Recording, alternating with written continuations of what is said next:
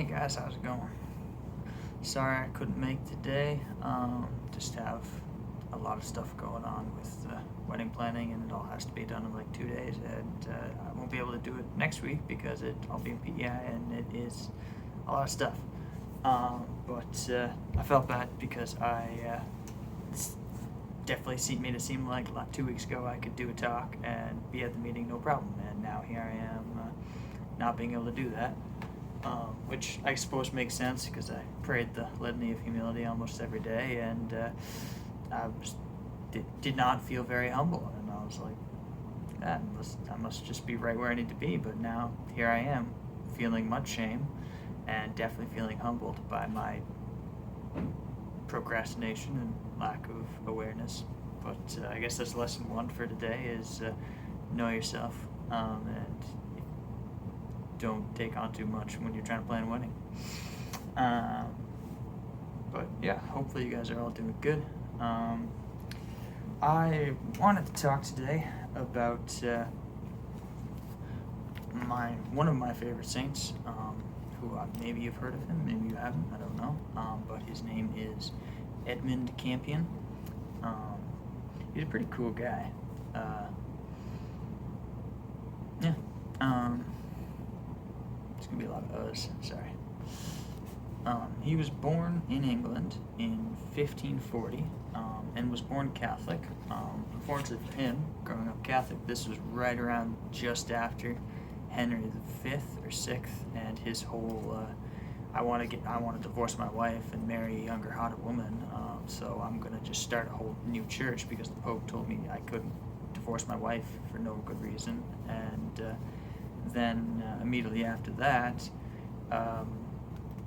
his wife's daughter, Queen Mary, when she became queen, was basically like, yeah, I think Catholics are evil and I want to kill them all, and therefore we should basically make it illegal to be Catholic, kick out all the priests, shut down all the churches, and if you're caught actively practicing the faith, you'll be executed. So, great time to be Catholic. This wasn't too much of an issue for Edmund when he was a child, basically because he was a boy genius with learning and intellectual stuff. Like, he just had it all, completely understood it, and was one of those people who he could hear something, think about it in his head, and then just say it exactly the way it needs to be said. So even at a very young age, he was a fantastic orator, like speaker, and really inspired and like was noticed by a bunch of people. When he was 13, he ended up being chosen by the school that he was in to give the address when the Queen visited the school. And then one of the dukes, who was in the company of the Queen, took him in and sponsored him to go to a private super school. From there, he basically was top of his class, every class, and then was chosen again to give the address to the new Queen, Elizabeth I, when she visited. And then Elizabeth I was very impressed with who he was as a speaker, and basically made sure that he would have no obstacle in the way to his education. So basically all he had to do in order to secure all this was renounce his faith, which he did so willingly. And when he was 20, he took the vow of supremacy, which was to basically always in everything obey the Queen, and acknowledge her as the head of the church. So he did that, and he continued going to school, and then was pursuing his diploma in divinity, basically as an Anglican. And while he was doing this, he was chosen to be present as a jury member for the trial and execution of a Catholic.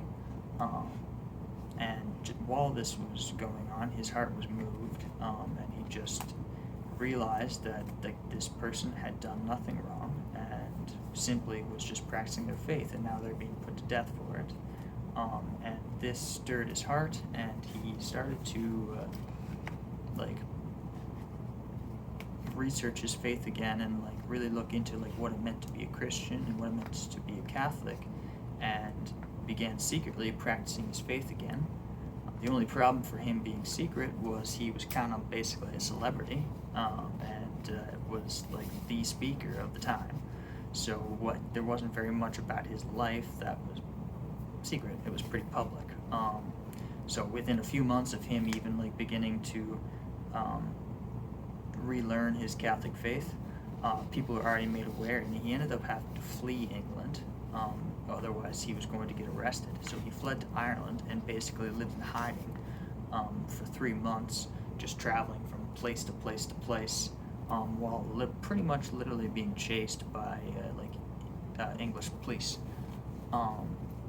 He ended up being on the run for about 4 years, just constantly going from place to place to place, being hunted down by the English, until eventually he went to Douai, somewhere in France. I can't pronounce it, I'm going to butcher it.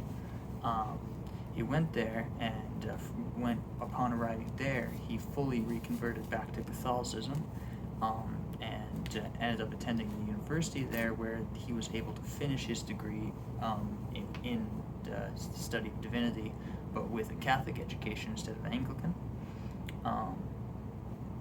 After he finished that, he traveled from France to Rome barefoot. He walked all the way there to apply to be a Jesuit member. He was entered into the order of the Jesuits, and studied under them and learned more about his faith and how to be a Jesuit for 4 years. And then at the end of that, he did his novitate, his first year as a Jesuit, and was sent to preach the gospel in Austria. He did that for 2 years, and then the Jesuits were given permission by Pope to start a new mission in England, with strict orders that it would be purely for the people's faith, that they were not to get engaged in the politics of the land or anything that would basically cause any trouble. Just literally just come, preach the faith in secret, and don't get caught. So he was chosen for that, which for him was great because it was something he'd always wanted to do ever since he had fled England. Just being in obedience to his order, there was no mission, and it wasn't something that you were allowed to do originally, because basically once you get there, you'd be put to death. So him and several other priests traveled there, and they didn't even get there. They literally on their way there, they stopped. They went from Italy, I think Italy, to Ireland, and then to England. And once they arrived in Ireland, they a messenger found them and basically told them that the letter that they had sent to the Catholics who were in hiding, basically saying they were coming and to look out for them, have been intercepted by the government, and they were basically waiting at the docks, ready to arrest them and murder them as soon as they arrived. So they had to basically scrap their plans, and they were pretty much going to scrap the mission entirely. But Edmund was so passionate and wanted to go back to England and preach that him and another priest were able to smuggle themselves in as jewel merchants, and then from there they would go around pretending to sell jewels, and then basically jewel merchant by day and Catholic preacher by night.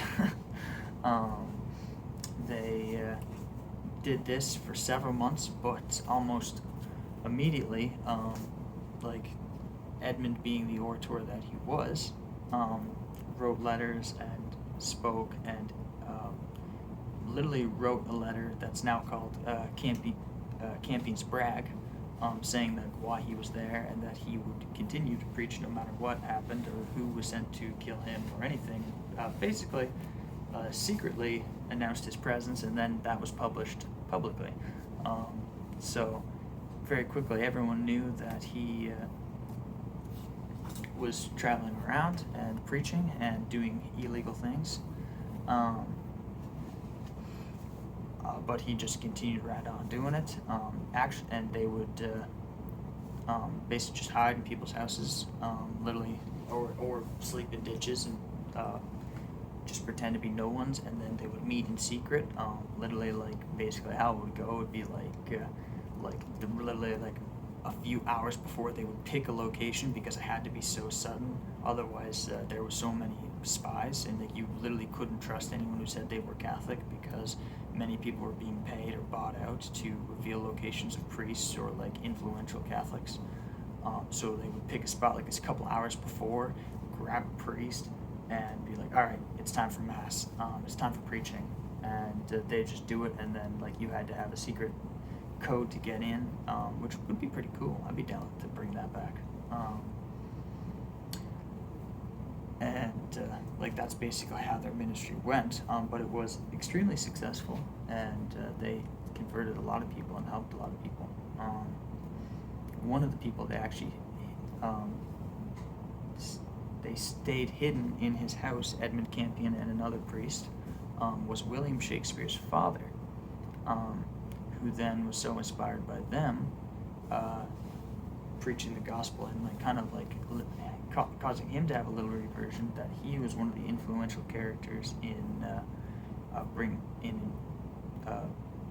getting one of the first printing presses and using it to print the Bible, which was actually one of the first books ever published as a book, not as a scroll or something else. So that's pretty cool. Eventually, though, Edmund was preaching one day, and there was a spy named George Ellis who had been pretending to be Catholic for years and had learned all of the teachings and the signs, like sign of the cross and stuff, so that he could get into all the meetings. And he had been trying to follow Edmund for quite a while, and eventually found an event or mass that Edmund was present for, and immediately notified the authorities, and then pretended to be Catholic and get arrested with the rest of the Catholics so that no one would know it was him, until the Catholics found out about him later. But because of this, Edmund was arrested. He was taken to the Tower of London, and there he was tortured for 4 months. They know for sure that he was put on the rack 3 times, but could have been more. Those are the only documented times.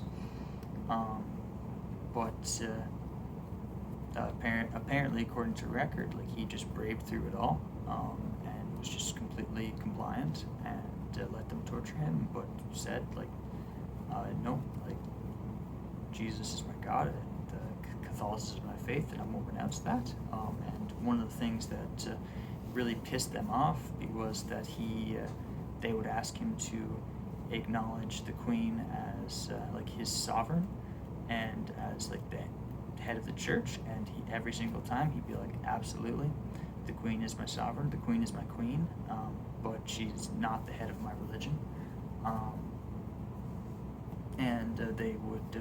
She would get questions for him and bring them to her advisors, and then her advisors would go and question him, but he was so eloquent in the way that he spoke and just so basically truthful that they could never get a wrong answer out of him or get an answer that was worthy of being killed, until eventually they just got fed up with it, and they found false documents and accused him of planning to murder the Queen, and framed him entirely. And then because of that, they had enough reason, and they executed him, and he was hung, and then he was drawn and quartered, which, if you don't know what that means, basically is he was hung by the neck, and then while he was being hung, they would cut off his private parts and pull his intestines out of him, and then they would burn his intestines in front of him while he was dying. And then once he was dead, they would take him down and chop him into 4 pieces, hence the quarter part, I guess. And yeah, he died, which is too bad.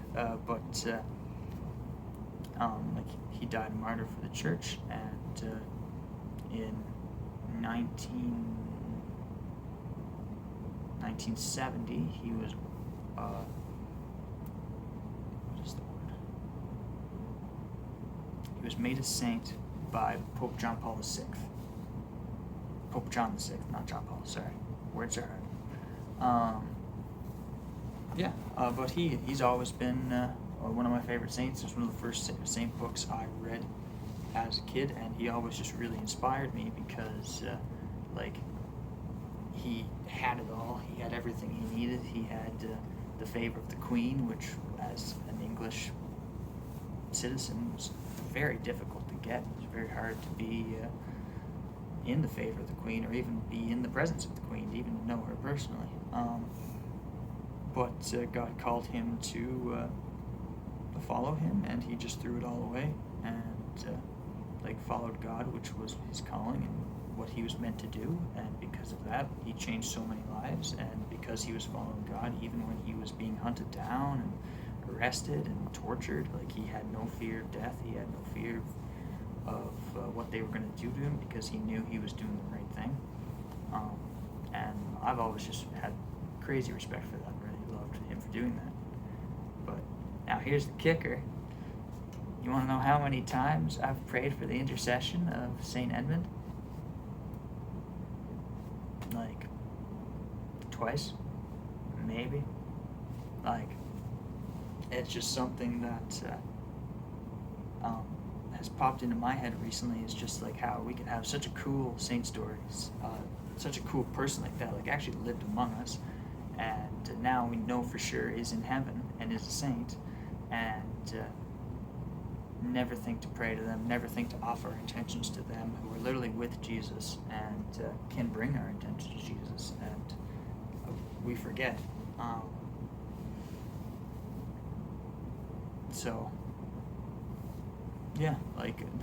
His stories really inspired me, and I hope that it's inspired you guys. I guess my challenge, kind of given this talk, is to research your own favorite saints, or a saint you don't know much about, and allow their stories to inspire you. But then also to take it the next step further and to bring your intentions to them, to offer up things for those saints so that they can pray for you, and bring everything you have to Jesus. Saints become saints because of answered miracles. That's how they become venerable and then blessed and then saints, is that people are reporting that they've been praying to the saint for this time, and now this miracle has occurred because of it. And obviously all the miracles are done through Jesus, but also through the saint's intercession. And that's how saints are made. And that's how even people we've died who or people we know who have died, Blessed Carlo, they're not saints yet, but it's our intentions that we keep bringing to them and offering to them, as we say, Blessed Carlo, pray for us, and Edmund Campion, pray for us, that is going to take those people to sainthood, and so that they are acknowledged by everyone in the Catholic Church. I hope you guys can be moved by that.